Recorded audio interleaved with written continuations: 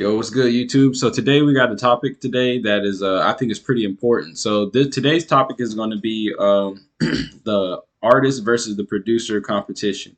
Like, if you're a producer and you're an artist, I feel like you know what I'm talking about. As far as like, for whatever reason, it seems like we kind of clash heads a little bit um, in certain areas. So for example, the first bullet point that I have on my list of the artist versus producer competition or battle or fight or whatever is the "That's my producer" quote. So I'm sure as a producer, everybody has heard, "Oh, such and so is my producer. That's my go-to producer," or whatever it is. Kind of like Zaytoven and Gucci Mane, like that type of deal, right? Or like a Metro Boomin in the future, right? So when you hear that phrase from an artist, basically what that artist is really saying is, without saying it, is I want this producer to only make beats for me and don't give it to nobody else because I want this sound. I want this person to be basically my in-house producer. And I think that causes a competition because naturally being a producer, you're not going to want to just work with one particular artist. Most producers listen to a wide range of music and a wide range of different artists that they wouldn't mind working with. So it'd be crazy to try to hold and chain a producer down to just working with you. So I think that causes the competition because then you'll have producers that are kind of like on the fence about, dang, do I really kind of want to send the same pack of beats that I sent to this artist, artist A? Do I want to send it to artist B? Because I don't want artist A to stop, rocking with me just because I sent the same stuff to artist B. So that's kind of one thing and that I think contributes to the competition or the back and forth of people, knocking heads as far as that goes. So that kind of leads me to the next one, which is FOMO. So FOMO, FOMO, if you don't know, actually stands for fear of missing out. In my opinion, I think that's a big one as to why there's a competition. So there's a fear of missing out on the artist side because they feel like they're going to miss out on getting that one hit beat, that one hit song, because that producer is sending beats and everything to, or beats and content and things of that nature to other artists, right? So you have artist A and then you have artist B, right? So artist A will get upset with the producer because he noticed, hey, the producer is still is sending beats to artist B, and I want this to be my producer, like I said in the previous point, and that causes that competition and causes resentment because then you have the artist that's feeling some type of way or upset because you're not strictly sending beats to them. But as a producer, it wouldn't make sense to just strictly send beats to one particular person. You can do it as far as like you're working on a project with that artist, maybe for like a month or two. You're sending strictly just all those beats to this one particular artist. That's fine.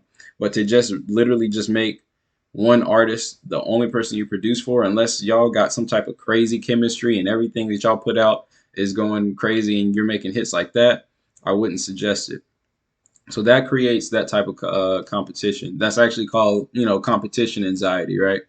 That's the same, essentially the same thing as FOMO, the fear of missing out. You're fearful of missing out on something that you feel is better.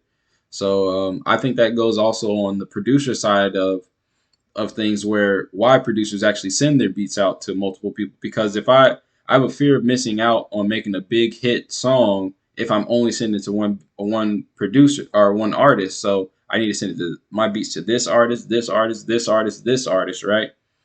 Because I have a fear of missing out on making that hit, while the artist has a fear of missing out of making that hit on those beats because you're sending beats out to other artists. So I think that's what causes that clash and that head to head in that situation. So the fear of missing out. The next one I got on my list kind of correlates with the fear of missing out one, which is eating off of their plate. So artists have the mentality, for whatever reason, I'm not sure where it comes from, that as a producer, if you get the credit and the accolades that you're supposed to get, that you're eating off of their plate. So I'll give you an example of my light about to go out or something. I'll give you an example. So I remember sending beats to a particular artist one time, and I messaged him and was like, hey, did you ever use any of those beats? And he was like, yeah, I did. I made a song on such and so beat, but at the same time, the beat that he told me he made a song on, it ended up coming out with Larry League on it. So I made it. I have a song with Larry League, right? um, that was produced a little bit ago. But before that song came out, another artist used the exact same beat that I had with Larry League, and he made a song to it, but never told me anything about it, never mentioned anything to me or anything like that. So I was just like, it's been X amount of days, months, weeks, or whatever it's been. I'm gonna go ahead and send these packs of beats out to other people. So I ended up sending it to Larry's. To the Larrys. The Larrys ended up making the song. They drop it before this other artist dropped his version, and that's just the end of it. That's just how it happened. So that eating off of their plate. They feel like you're taking from them by dealing with other artists. To a degree, I can understand it, because if this artist did have a song to it beforehand and he planned on doing something with it, I did kind of mess that up by sending these beats to the Larrys. But it originally, this whole thing would have all been avoided had the artist just initially said, "Hey, I'm using this beat. Don't send it to anybody else. Here goes the song, and I'm dropping it on XYZ day." Had that been done, then this beat would have never been sent to the Larrys. Then the Larrys would have never dropped this song and used it, and I never would have had this particular artist A, to be like, "Yo, bro, you send beats to everybody." I had another artist literally type up and tell me in a message, "You send beats to everybody," as if that was a problem. So sending your beats out to any and everybody as a producer, artists don't like that. I'm not sure why. I think it's simply because they have a fear of missing out. They don't want you to accidentally send that one hit, that hit wonder, that one, not a one hit wonder, but that one hit that you send to one artist. They feel like, had they gotten that beat, that would have been their hit. Does that make sense? It makes sense in what I'm saying, but as far as the way that the typically artists think about it, it doesn't make sense. Because if you were going to make that hit on that beat, then if you were going to make that hit song on the same beat, you should have been able to do it on any beat. I don't know if that makes sense. So like, what I'm trying to explain is, if I send the Larrys a beat and they made a hit off of it and we blow up, that was because they made a hit off of that song and they blew up. Just because that beat was on a song that blew up doesn't mean that if you take that same beat and you make a song to it, that you would have blown up. And I think artists have that mentality, like, dang, I could have been on that beat and I would have been the one to blow up. But that's not how it works, right? So the next one that I've got after that, which is there, it really just, all of my points fall under this one particular category, is jealousy. Simple, it's just simply put, it's jealousy. So the artist will be typically jealous of the producer because the producer may be able to make connections better than what the artist could. So I've had scenarios to where I've had artists that were bigger name artists that would ask me, "Oh, you made beats for such and so. Can you hook me up with them?" And I'm like, I can't necessarily do that. I don't have that type of pull. Like, I just send this person beats. They use them. They keep in contact with me, and that's about it. Same thing I do with you. I send you beats. You use them. You keep in contact with me. That's about it. I can't necessarily, link you guys up together, and I can't necessarily make something happen for you that I couldn't really do for myself. You know what I mean? So I think one thing that the reason that there is this competition or this headbutting is because either the producer is jealous of the attention that the artist is getting, or the artist is jealous of the attention that the producer is getting, which causes that clash. So then you'll have producers that are jealous, like, "Hey, I made this hit song, and this artist had made the rap on this hit song, but the artist is being elevated up to this height, and I'm still right here." Which I totally get. That totally is kind of weird to me. That is a bit strange, because you got to think, if I'm okay, let's say I make a beat tomorrow and it blows up, it gets 100 million plays, right? Well, who's going to get more of the attention, the artist or me as the producer? Is going to be the artist. The artist is definitely going to be the main person that gets more of the attention. So I never understood why the artist would always be jealous of the producer when the artist is the one that's going to reap more of the benefit. But then that goes twofold, because generally how things typically work out is, when things start getting paid out, the artist gets a smaller percentage of his rights and the royalties off of that particular song, while the producer will generally get more on his end, but the artist still will get a bigger payout just simply because of how they push and promote songs and how all of that works.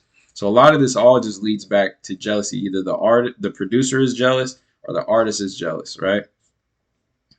The last bullet point I got right here is kind of well, it I was kind of actually touching on this. So like, uh, basically, in my opinion, from what I've experienced and what I've seen just from being a producer over the last 7 years, the producers have longer. They have a more of longevity, right? But the artist is going to see more of that stardom, if that makes sense. So like, for example, let's say I stop making beats today, right? 10 years go by, and then I'm like, you know what? I think I'll make a beat. I could theoretically hop right back on my computer 10 years later. I'll be 36, throw a beat together, put it out there. Somebody wants to use it and blow up and make a song, right? And now I'm like a super producer. I've made it. I've blown up. I made a hit song, right? Whereas on the opposite end, as an artist, I don't see that happening as quickly, and I haven't seen that happen as often. So an example of a producer that has done things similar to that, or kind of has like made hit songs and then years later and made songs in between this too. Now it's not like they just went dormant, but years later made other hit songs after that would be somebody like a Lex Luger, right? That's the first person that came off the top of my head that I could think of, because I really remember hearing Lex Luger back in like early 2000s, and probably like, yeah, like early 2000s, kind of midway, yeah, probably like early 2000s, maybe like 2003 to 4, 5, 6, something like that. Kind of up until that, kind of right before, what album did he do?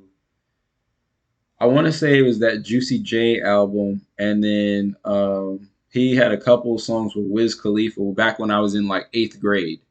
But before that, he was really big and really known because who was he working with? Like Gucci Mane before that. Like he was helping Gucci a lot on and a lot of his beats, or a lot of his songs. Not as much as Zaytoven, obviously. Like when you think of Gucci, you really think of Zaytoven. But Lex Luger was one of those producers that he made a lot of hits. Kind of went not dormant, but was a little quiet, right? And then came out and started making some other hits with other different types of artists. Some several years later. So that right there is an example of what I mean. So like the producer could literally make a beat today, blow up, be like a one hit wonder type of producer, but it could be years later or some length of time later, and the same thing happens again. Whereas I don't see an artist making a one hit wonder song and then several years later they make another one hit wonder song. Usually they just ride that coattail of that one song. So like an example of that, in my opinion, I'd say Bobby Shmurda. As far as a new person that likes driving me crazy, would be Bobby Shmurda. I don't really think Bobby Shmurda is going to make another pop off, blow up song like that. I think he's done exactly what he's going to do at this point. But I mean, partially that's not his fault because it is his fault because he was in jail. But you get the point. I just don't see that him blowing up and getting to the pinnacle of what he was at before going to jail versus where he's at now. You know what I mean? Like he's the reason why he's a household, well, not a household name, why he's a popular name is because he had that one hit wonder, because he had that whole jail thing. He was anticipated to come out. He came out. He made a song. He recently dropped a song too. It wasn't nothing really spectacular, crazy, but it definitely wasn't like his song that blew him up. So that's just kind of an example, in my opinion, of that last bullet point, to where the producer or the artist is going to see more of that quote unquote stardom, but the producer has a longer lifetime. He has a longer shelf life. The artist, their shelf life could be literally like that. Like you could have an artist that blows up one summer, then next summer, oh, just barely even a year later, he's like everybody forgot about him. Whereas you could have a producer that makes a one hit wonder song, it could be several years later and he does it again. You know what I mean? So I think in that these are the things that cause that headbutting competition. In my opinion, artists and producers just need to work together on like just be as straightforward and as straight as like as honest as possible. Because the reason being is in the initial beginning stages of making a song, or not making a song, but as far as making a sound, neither one of you know how to make money off of this. Neither one of the producers or the artists are really doing anything super significant. Like you have lots of artists that have hundreds of thousands of followers on Instagram and all their across their social media, and still like sitting at home, living in the house with their parents, like recording like in their room type of deal. Like I've literally seen it with my own eyes. Like that's actually another video that topic that I'm going to talk about later on. But just simple things like that. So like the artist will look a certain way as far as on social media. You'd be like, oh, this dude's blowing up. He's already rich and famous. When really, in all actuality, he's sitting right at home doing the exact same thing as the no name producer or the no name artist or whatever the case may be.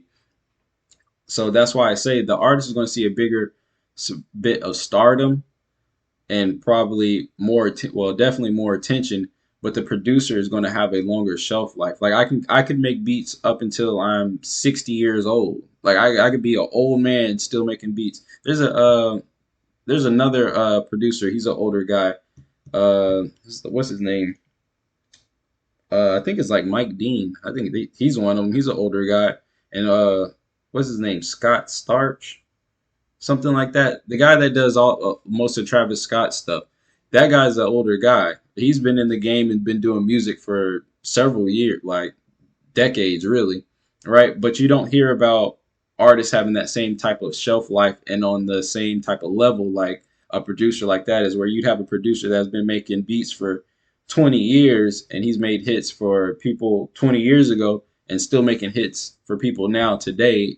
You know what I mean? Because nobody wants to see an old rapper doing new rapper stuff. If that makes sense, nobody wants to see like a, I don't know. First person came to my head was like a Fat Joe or like a Jay-Z or I don't know. Just you don't want to see that older version of a rapper trying to be like a new school rapper. Whereas you can have a older version producer making that newer version of sound because he's not like the face of that music sound. He doesn't have to be out there showing face so much. Whereas the artist is, since they're the star, right? They're the one that's out there showing face. That's why their shelf life is a lot shorter because you got to think. It's kind of like when you're dealing with girls, right? So a girl is hot all the way through high school and college, maybe early 30s, but at a certain point she's going to fall off. Like at a certain point we're all going to get old, right? So that's kind of how an artist is. At a certain point, the artist is going to get old. Is they're going to fall off. It's just going to happen because they're going to get tired of that sound or that style, or a new artist pops up, which is really the case that's going to happen. A new artist pops up and changes the whole sound. Where when the sound changes, and let's say it's a major drastic U-turn change, goes completely opposite direction, producers can keep up with that easier than an artist could, right? So like if you have an artist that like a Chief Keef type artist, you're not going to ever hear Chief Keef doing something like a hyper pop K-pop, song, something just like totally off the wall type different, or doing R&B. But you could have a producer that does drill type Chief Keef beats, and then he also makes K-pop beats. He also does dubstep. He also does European drill beats or whatever the case is, just whatever, right? You'll have that more than likely with the producer, which is why the producer has a longer shelf life versus the artist. So I mean, there's pros and cons to both sides. I see why there is a clash, but I just feel like that clash needs to be cleaned up, and everybody just needs to work together. Because again, like I mentioned, in the beginning stages, people don't know how to make money off of these beats or off of their songs or things like that. So it's best to just work together, be a team, and figure it out together, because two brains is better than one. So that's all I got for you guys. I want to keep this one kind of short. This one's it's going to be a little over 20 minutes, not by much. We're literally at 19 minutes. But that's all I got for you guys. So drop a comment in the comment section. I just wanted to give you guys something quick. I'm changing up my schedule. I'm going to try to do everything on Sundays now. So I'm going to do Sunday drops instead. Just comment leave a like, give me any video suggestions or anything like that. If you like it, go ahead and leave a thumbs up. If you dislike it, leave a thumbs down. Doesn't matter. Just, interact with the video. It helps with the algorithms. It gets my views up, gets me more followers, and it helps me create a nice community that we all can learn from and kind of piggyback off of each other and work together. So just leave some comments in the comment section of what you want to see, what you want next, and then we'll go from there. Follow me on all social media platforms as Milan Makes Beats. If I got it, you'll find me. If I don't, you won't. And that's all I got for you guys today. I hope you guys enjoyed it. You guys enjoy the rest of your day. Peace.